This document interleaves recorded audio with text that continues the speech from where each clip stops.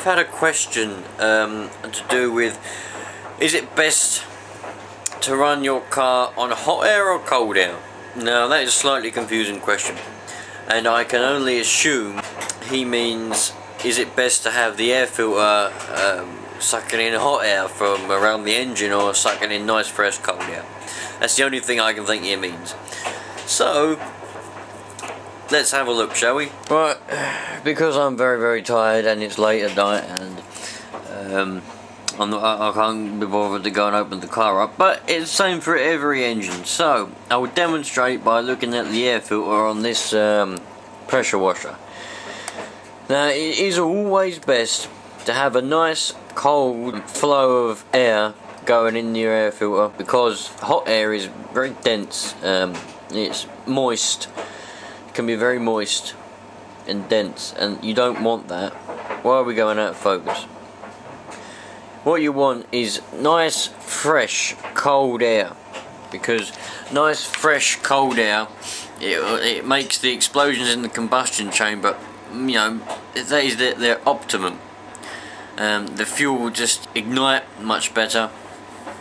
Like if you probably notice in the summer when there's a lot of humidity, and you know, if you put your foot down in your car, you don't get, it might not be noticeable, but I notice it in my cars. If you drive in the summer, there's a lot of humidity, there's not quite as much punch and there's not quite as much power in the car as what there is, say, if you're driving in the winter on a very cold day and the temperature is like 0 or minus, or in the minuses, and there's a lot more punch, you know, the car's a lot more snappy, a bit more power there than what there was beforehand.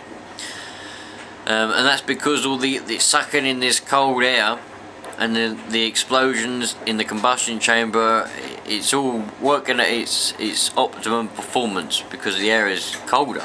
So if you position your air filter in an area on a car, no, this isn't a car, this is more for performance kind of cars really, but if you position your air filter in a place where it's going to be sucking in the heat from the engine or from around the exhaust system up here, although when I'm on a car it's different, it will be getting what's called heat soak. So that air filter is soaking in all the heat and sucking all of that in, and it's just going to make, you know, it's going to make all the explosions in the combustion chambers a little bit weaker and everything, and it's just going to cause problems really, and it will upset tuning as such of the engine. If it's a carbureted engine, it will upset it even more. But then again, some engines do like to be run in sort of hotter. Every engine will have a temperature range of which it likes to be running.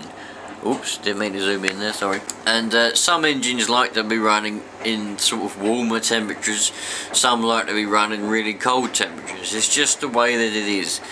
It's just the way that they are. I've said before, engines, they do, even though they're just metal, aluminium, cast, steel, whatever, they are just metal, but they do kind of have a brain. Believe it or not, they do. It's difficult to explain really, but some of them, if you're driving in the summer, they might like the summer, they like the hot, they like the heat, they like running in the heat much better. They might not like being in the cold, they might not start very well in the cold, they might not run very well in the cold. It does come a lot down to the tuning. It does come down to whether you've got the right amount of air, the right amount of fuel going in. You know, every engine is different. You could get two engines rolling off a production line exactly next to each other. One will be different from the other. That's just the way that it goes, unfortunately.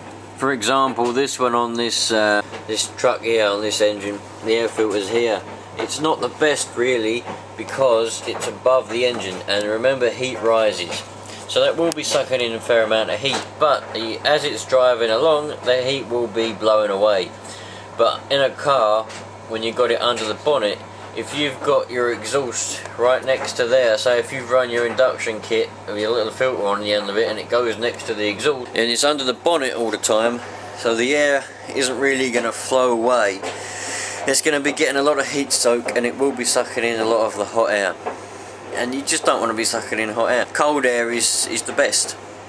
It's not as dense, It's not as moist, because you think about it, when it's hot air is moist, isn't it? If you're in a hot room, you can kind of feel the moisture in the air, because hot air is just moist. It's just the way it is.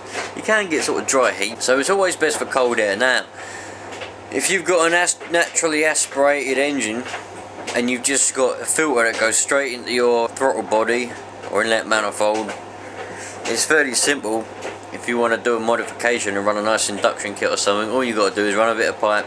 You can do it two ways: run a bit of pipe with an enclosed cylinder filter, and then mount that somewhere, and another bit of pipe that comes down, goes under the grill, or take a fog light out, or do something like that, and then you've got a nice flow as you're driving along. You've got a nice forced air induction all the way through the enclosed air filter. Always have an air filter if you're driving on the road.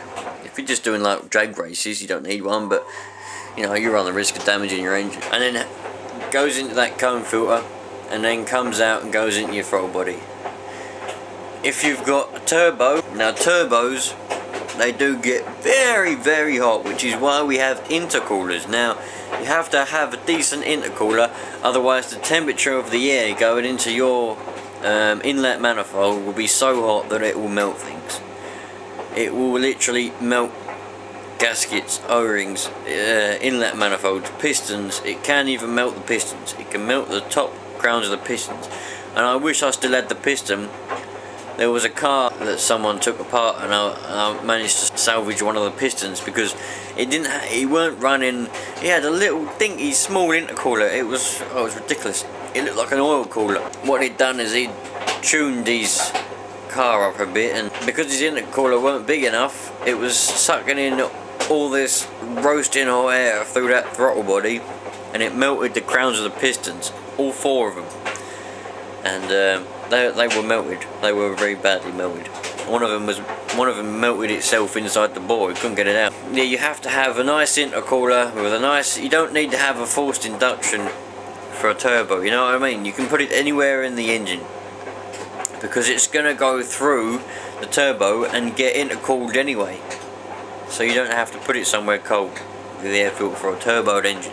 You don't have to. You know, cold air is always best. If you can get your air filter or a bit of pipe leading to your air filter somewhere where it's going to be forced in, sucking in cold air, the better. It's just the way it is. It makes everything run a lot better. You also have to think about altitude. Where do you live? Do you live in a very high ground? Do you live very low ground? I'm only 23 meters above the sea level, but some people live at high altitude, so your engine ain't going to run as well as it could do, because the air is so thin. Even if it gets in loads of cold air, it's going to be so thin. You just have to think about that as well.